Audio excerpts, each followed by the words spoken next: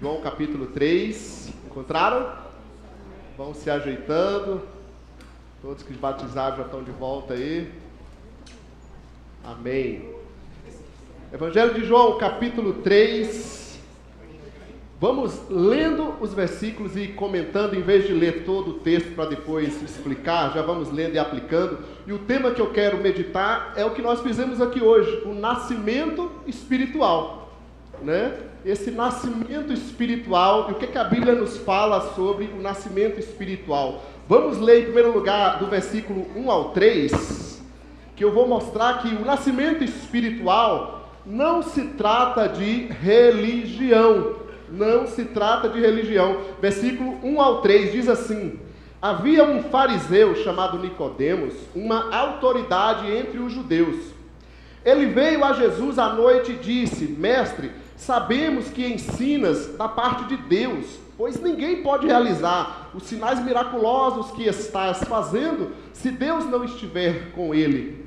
Em resposta, Jesus declarou: digo a verdade, ninguém pode ver o reino de Deus se não nascer de novo. Olha que interessante aqui, gente. Eu estou dizendo que o nascimento espiritual, conforme a Bíblia está mostrando, não se trata de religião.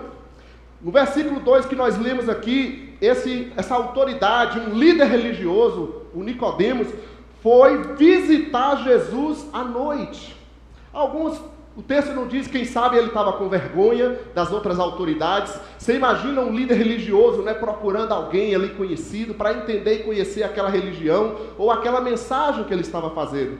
Então Nicodemos sai de noite, escondido, quem sabe. Mas o que eu acho interessante é que ele vai até Jesus. Jesus estava ensinando e não foi Jesus que foi até Nicodemos, foi Nicodemos que saiu do seu lugar. Um homem importante, religioso da época, ele vai até Jesus, que ele queria conversar com Jesus. Isso é muito interessante já nesse texto para a gente meditar. E aí ele chama Jesus de Rabi, ou seja, de mestre. Ele está reconhecendo Jesus como mestre, mesmo que Jesus não faça parte da escola rabínica dele. Ele reconhece a autoridade de Jesus, já na sua fala, ele se aproxima de Jesus e ele reconhece a autoridade de Jesus, mesmo Jesus sendo de outra linha de ensino. Jesus não fazia parte da escola rabínica, mas este líder religioso, preste atenção, que ele era um líder religioso, uma autoridade, ele vai até Jesus, ele reconhece a autoridade de Jesus, e aí, para ficar mais impressionante, Jesus diz ao líder religioso, a esse cara aqui, ó, top, Jesus responde a ele que ele precisa nascer de novo. E aí eu fico muito empolgado, porque eu não gosto mesmo de religião. Jesus chama um líder religioso para nascer de novo. E aí eu sei que você está pensando assim, mas eu já tenho a minha religião. A gente sempre pensa assim, né? Eu sou evangélico, eu sou católico, eu sou espírita, eu sou qualquer nome. Mas espera aí, se Jesus disse a um líder religioso que ele precisava nascer de novo, será que eu e você, que não somos na qualidade desse líder religioso aqui, porque os fariseus, Nicodemos, era muito estudado, muito conhecedor das Escrituras, e Jesus chamou ele a nascer de novo, como que eu e você temos a ousadia de dizer, não, eu não preciso do Senhor Jesus, eu já tenho a minha religião. Mas eu estou dizendo que o nascimento não se trata de religião. O novo nascimento se trata de um encontro com o Cristo, com Jesus. Amém, gente? Está claro isso? Amém. Jesus diz ao líder religioso. Então eu não quero saber se você é religioso, se você é ateu, não importa. Não importa isso. O que eu quero dizer para você é que Jesus está dizendo para você, para cada um de nós aqui, nós precisamos do novo nascimento. Você precisa nascer espiritualmente. Você precisa nascer de novo. Ok? Isso parece ficar confuso. Eu acho engraçado quando a gente chega em alguns hotéis, em algum local, e a gente vai responder aqueles formulários, né? Formulário, qual é a sua profissão, qual é isso? E alguns locais tem também qual é a sua religião, não é isso? Só que a pergunta que Jesus fez a ele aqui, ao líder religioso, não foi: qual é a sua religião? Jesus perguntou: você já nasceu de novo? Essa que é a pergunta. Quem sabe você é membro aqui da igreja, participa da igreja há quantos anos, não sei. Quem sabe você aqui na frente, deixa eu falar para ele ouvir também. Esse cara aqui na frente se diz pastor. Jesus está perguntando: você verdadeiramente já nasceu de novo? Essa é a pergunta. Será que pode ter religioso que não nasceu de novo, gente? Se Jesus disse a esse líder religioso que ele precisava nascer de novo, está entendendo o meu raciocínio? Você precisa nascer de novo. Fala isso para a pessoa do seu lado aí, mas com amor, tá? E com fé.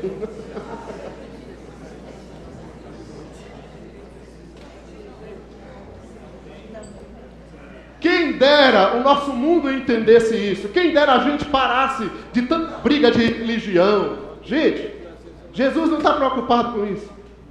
Jesus veio trazer um novo nascimento, um nascimento espiritual.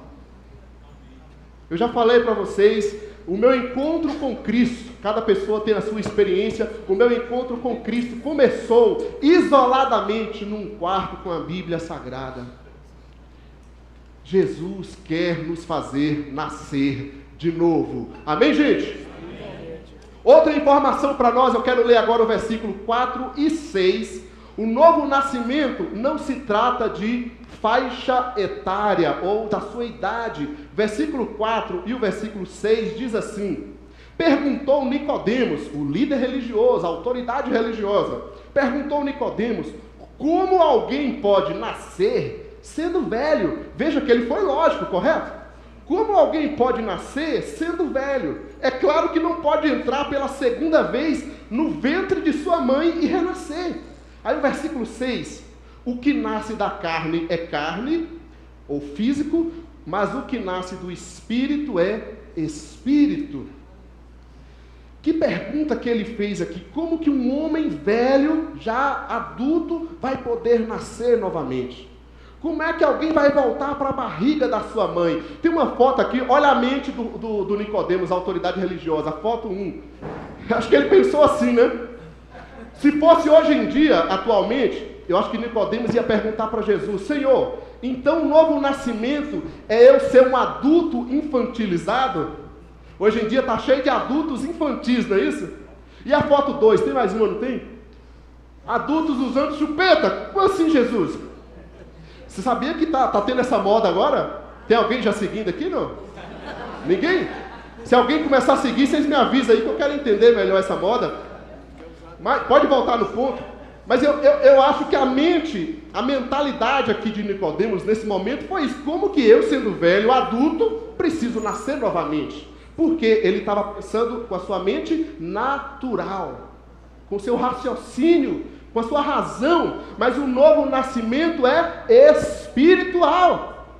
E aí Jesus aponta no versículo 6, ele fala de 2 tipos de nascimento. Quem nasce da carne, ou do físico, é humano, é corpo físico, e quem nasce do espírito é espiritual. Jesus não estava falando aqui de uma questão física. Tá claro isso, gente? Eu sei que você tem o seu corpo bonito, fortão, lindão, lindona de Jesus, amém? Mas Jesus não está falando dessa idade biológica. Não importa quantos anos você tem. Quantas pessoas que desceram as águas aqui hoje? Pessoas de 13, de 15, de 20, de 80, várias idades. Não tinha ninguém de 80, tá? Só estou imaginando. Mas o novo nascimento não depende da idade. Ok, gente? Se trata de uma relação com Jesus Cristo. E não é com a religião. É com Jesus, é com a palavra de Deus. Por exemplo, hoje aqui, eles entraram na água fisicamente. O corpo deles entrou na água. Agora, se eles não tiverem uma relação espiritual com Jesus, eles não vão renascer espiritualmente. Está entendendo isso? Não é o ritual de descer as águas fisicamente que me leva ao novo nascimento. É uma experiência interior com o Cristo. Isso não depende de idade. Qualquer idade todos nós precisamos nascer de novo. Está ficando claro ou está escuro, gente? Eu acho interessante que, apenas uma citação, que em Atos 8, ele se refere a uma pessoa que creu em Jesus, pelo menos ele expressou isso com a sua boca, ele creu em Jesus, ele se batizou, e depois a Bíblia diz com os apóstolos que ele não se converteu verdadeiramente.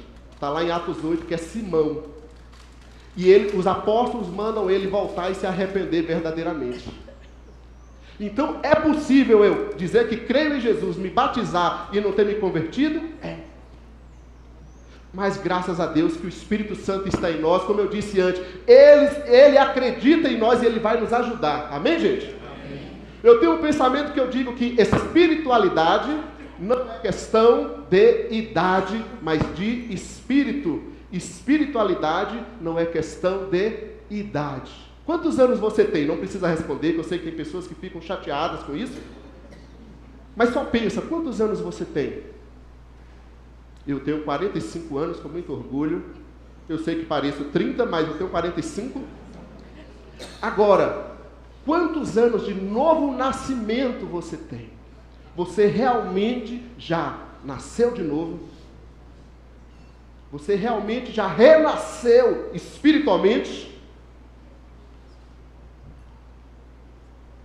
Então nós vamos continuar, que vai ficando mais claro para a gente. Em terceiro lugar, o novo nascimento, o nascimento espiritual. Agora eu quero ler o versículo 3 e o versículo 5. Versículo 3 e versículo 5. Diz assim: o nascimento espiritual é o critério para a salvação. O critério para a salvação é o nascimento espiritual. Versículo 3 e 5, Jesus responde: ninguém pode ver o reino de Deus se não fizer parte da Igreja Batista. Ninguém pode ver o reino de Deus se não batizar. É isso? Ninguém pode ver o reino de Deus se não nascer de novo. Ninguém pode entrar no reino de Deus se não nascer da água e do Espírito, simbolizando aqui o meu arrependimento. Eu reconheço que eu preciso de Jesus e eu creio que Jesus pode guiar e mudar a minha vida. Então, o nascimento espiritual é o critério para a salvação. O critério para a salvação não é só a religião, gente. O que eu não gosto dos evangélicos, vou falar aqui agora, como assim, Léo? Eu não gosto de evangélico? Não. Mas você não é evangélico? Eu entendo que eu busco ser um seguidor de Jesus. Que nome você quer dar a isso, eu não sei. Mas eu procuro ser um seguidor de Jesus. Amém ou não amém? Está claro isso? Mas o que eu não gosto dos evangélicos, assim como as religiões em geral? Porque elas acham e querem impor a sua religião, achando que ser convertido, ser uma pessoa salva, é fazer parte dessa religião, dessa igreja. Mas só que isso não está na Bíblia. Você não precisa ser evangélico para ser salvo, você precisa conhecer a Jesus Cristo. Amém, gente? Se você não concorda, não diga amém, porque amém assim seja. O critério para a salvação não é a religião, não é o batismo, não são as boas obras, mas essa pessoa é tão boa. Se ela é muito boa, significa que Deus realmente está agindo na vida dela, mas ela também precisa reconhecer que há um Deus soberano sobre a vida dela, que ela não é salva por ela mesma. Outra coisa, o critério para a salvação não é tipo de pecado. Na sociedade atual, parece que a gente selecionou, né? Esse é salvo, esse não pode ser salvo. Mas quem é você para determinar quem pode e quem não pode ser salvo? Quem te dá essa autoridade? Tem uns religiosos que eles se tornam orgulhosos, assim como os fariseus na época de Jesus. Quem somos nós para determinar quem pode e quem não pode ser salvo? Não, se ele pratica isso, ele não é salvo. Quem te deu essa autoridade? Porque se é para falar de pecadores, então vamos pegar tudo que está na Bíblia. Os mentirosos herdarão o reino de Deus? Você já mente? Já mentiu ou mente ainda? Então por que você pega o outro pecado e quer colocar acima do seu da mentira? Amém, gente? Vamos baixar a bola. Vamos nos arrepender. O critério para a salvação é o novo nascimento. É essa experiência real com Jesus Cristo. Foto 3, mostra a foto 3. Você diria hoje no nosso contexto religioso, essa pessoa na igreja, você olharia para ela e você falaria, ela é salva ou não é salva? Você fala, esse sim é um crente adorador, não é assim? Outra foto, e essa? Não, essa é Deus, terno e gravata, não é assim? Agora mostra a outra foto, e esse, você julgaria salvo? É o Andrés, o pessoal falou que é o Andrés, não parece o Andrés Capudo, né? Estiloso. A gente trouxe o exterior, coisas exteriores, para julgar o que é ser salvo, o que é ser cristão, o que não é ser cristão. A aparência, isso nunca fez parte do Evangelho de Jesus Cristo. Isso é pura religiosidade, e religiosidade só mata, não salva ninguém. Jesus acredita em você, amém, querido? Ele acredita tanto que Ele deu a sua vida por você. Se a igreja não acredita em você, Jesus acredita em você. Se a sua família não acredita em você, Jesus acredita em você. Ele morreu por você, para que você tenha vida e viva com Ele. Você não precisa ser esse tipo de pessoa, botar um terno, botar isso, vir na igreja levantar a mão. Se você não quiser levantar a mão, você não levanta. E você é salvo do mesmo jeito, porque você nasceu espiritualmente em Jesus. Jesus não tem uma forma, um tipo de pessoa. Ele veio para salvar todas as pessoas. Mas é interessante que, por exemplo, trazer coisas aqui.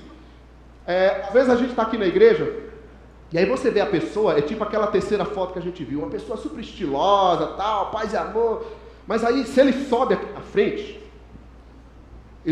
frente, repara isso, a partir de agora vocês vão reparar isso, o tom de voz dele muda, parece que aplica uma chavinha religiosa, aí a hora que ele sobe aqui na frente, ele diz, meus irmãos, eu estou aqui com muita alegria na presença de Deus, o vocabulário muda, o tom de voz muda. Onde que ele aprendeu isso? Ele aprendeu na igreja. Ele aprendeu nas religiões, que cria uma imagem, um personagem religioso. Quando eu estava no seminário, eu entrei em crise, porque a maioria dos alunos estava na nossa época lá, não vou voltar muitos anos assim para não... A maioria dos alunos, tudo se preparava e tinha que vestir terno e gravata. Aí tinha eu e mais uns outros rebeldes lá, fora da religião, né? E a gente olhava assim e falava, acho que esse negócio de ser pastor não é para nós não, a gente está excluído mesmo, hein? Vamos montar alguma outra coisa aí, não serve para a gente. E aí Deus foi mostrando que isso não faz parte do chamado de Deus. A gente precisa ser quem nós somos.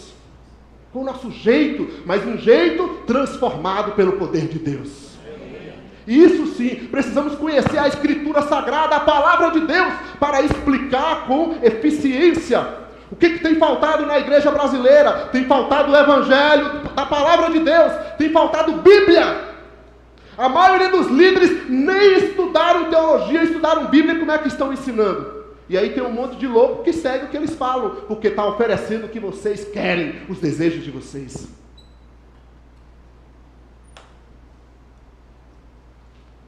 O critério para a salvação é o novo nascimento. Amém, gente? Amém. Vamos continuar. Em quarto lugar, o novo nascimento, o nascimento espiritual, então. Eu falei que não se trata de religião, não se trata da idade, de faixa etária, não é? É o critério para salvação, ou seja, ter essa experiência real com Jesus. E em quarto lugar, o nascimento espiritual, versículo 9 e versículo 11, é aceitar a mensagem de Deus para você. Versículo 9 e versículo 11 a 11 diz assim, versículo 9 a 11, Perguntou Nicodemos, olha ele aqui de novo, o líder religioso, lembra disso? A autoridade, gente com muito conhecimento, que se juntar nós todos juntos aqui, ele gabaritava. Ok? Nicodemos tinha muito conhecimento. E Jesus perguntou a Nicodemos, como pode ser esse negócio? Como pode ser isso de nascimento espiritual, Jesus? Versículo 10, disse Jesus, você é mestre em Israel e não entende essas coisas? Olha o que Jesus fala para ele, você é mestre e não entende essas coisas? Versículo 11, asseguro que nós falamos do que conhecemos e testemunhamos do que vimos, mas mesmo assim, vocês não aceitam o nosso testemunho, a nossa mensagem. Percebe como Jesus vai ilustrando e mostrando, esclarecendo a mensagem para ele. Vocês não aceitam o nosso testemunho. O nascimento espiritual é aceitação, aceitar a mensagem de Cristo. Aí você pode dizer, mas eu aceito. Tá, vamos lá. Gente, o Evangelho de Jesus, a mensagem de Jesus, não é realizar a sua vontade. É algo bem triste. Pode chorar agora, pode chorar. A vontade de Deus, a mensagem de Jesus, não é realizar todas as suas vontades, a sua vontade. A mensagem do Evangelho de Jesus é para que eu e você venhamos renunciar à nossa vontade. Verdade ou mentira? Lucas 9:23, Jesus disse o seguinte, você quer me seguir? Negue a si mesmo.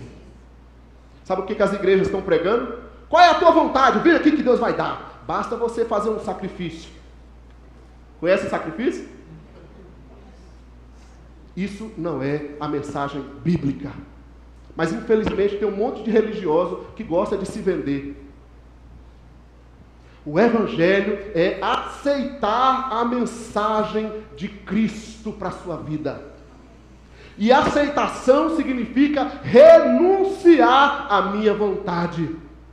Renúncia.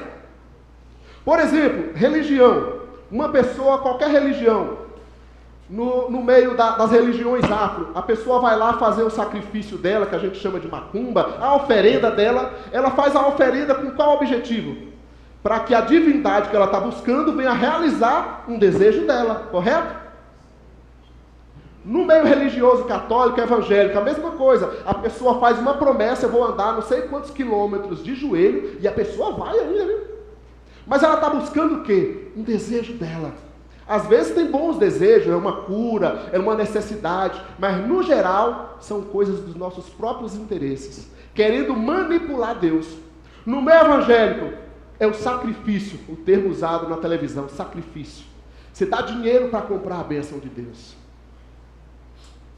O Evangelho de Jesus é renunciar à minha vontade, é aceitar a vontade de Deus para a minha vida.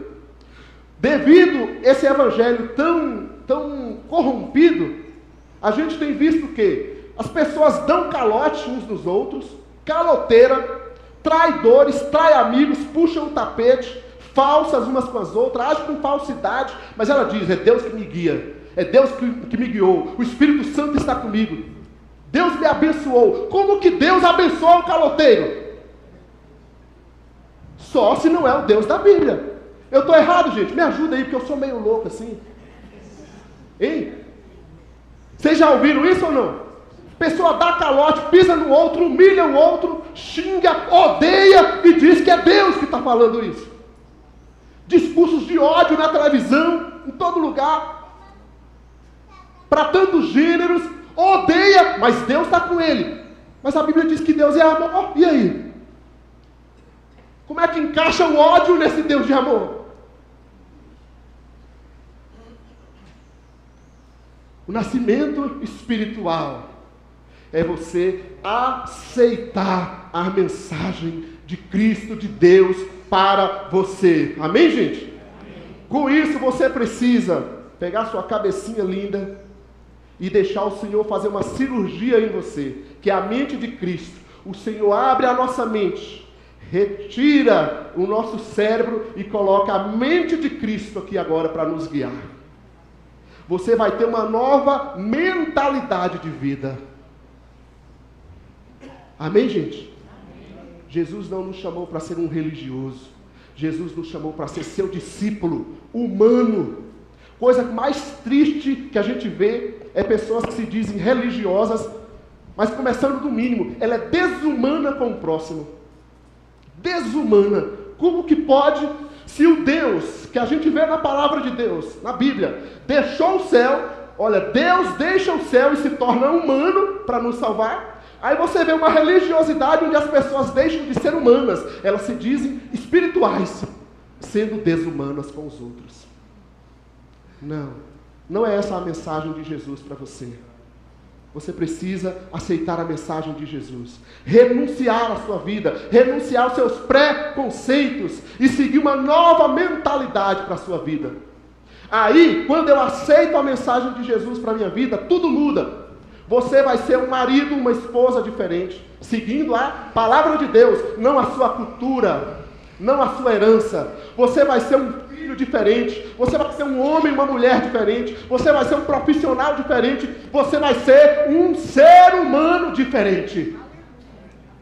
O mundo está cheio de religião e cheio de injustiça, cheio de violência. Mas a palavra de Deus nos chama a ser nascidos de novo, nascidos espiritualmente, para viver o amor de Deus, a justiça para todos os povos.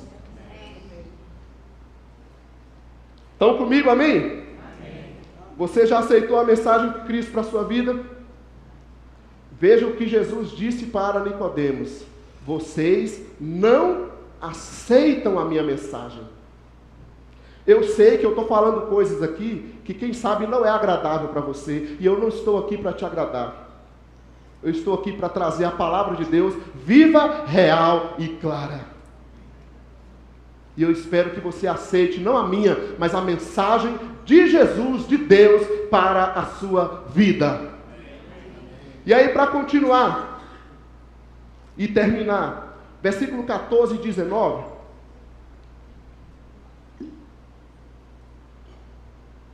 O nascimento espiritual ocorre ao crer em Jesus na cruz. Versículo 14 e 19, olha só. Eu sei que a gente conhece muito 16, mas o versículo 14 e 19 ele esclarece muito para a gente. Versículo 14. Da mesma forma como Moisés levantou a serpente no deserto, assim também é necessário que o Filho do homem, Jesus, seja levantado. Aí o versículo 19, este é o julgamento, a luz veio ao mundo, mas os homens amaram as trevas e não a luz, porque as suas obras eram más. Versículo 14 e 19 já nos esclarece. Você tem que lembrar que a cultura da época aqui, assim como a nossa de hoje, já existia vários deuses. As pessoas, a sociedade acreditava em vários deuses. A Bíblia não vem só nos chamar para dizer, creia em Jesus, creia em Deus. Não, as pessoas creem em Deus, em vários deuses. Às vezes a gente vai até as pessoas, você precisa crer em Deus, crer em Jesus. Ela diz, eu já creio. A Bíblia vem, na verdade, mostrar esse Jesus que foi levantado na cruz. É esse Jesus que eu preciso crer.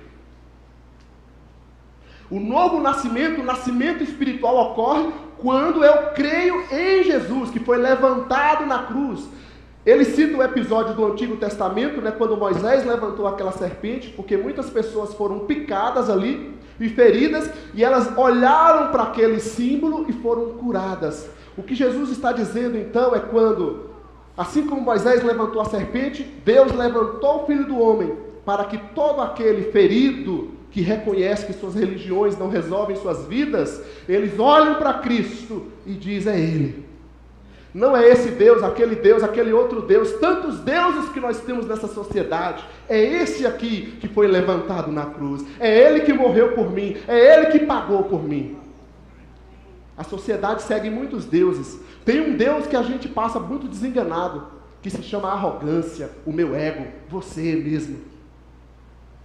A Bíblia diz lá em 1 Samuel 15, 22, que a arrogância é como o pecado de idolatria. Tem pessoas que não se renunciam, não se entregam a Deus verdadeiramente, porque ela é seu próprio Deus, o seu ego é o seu próprio Deus. Ela se acha autossuficiente. E aí veja bem, gente, foi necessário Jesus morrer. Foi necessário Jesus morrer naquela cruz, para que houvesse salvação. É necessário você crer nesse Jesus que morreu na cruz. É necessário você reconhecer que precisa dele, que está ferido, que está sem Deus.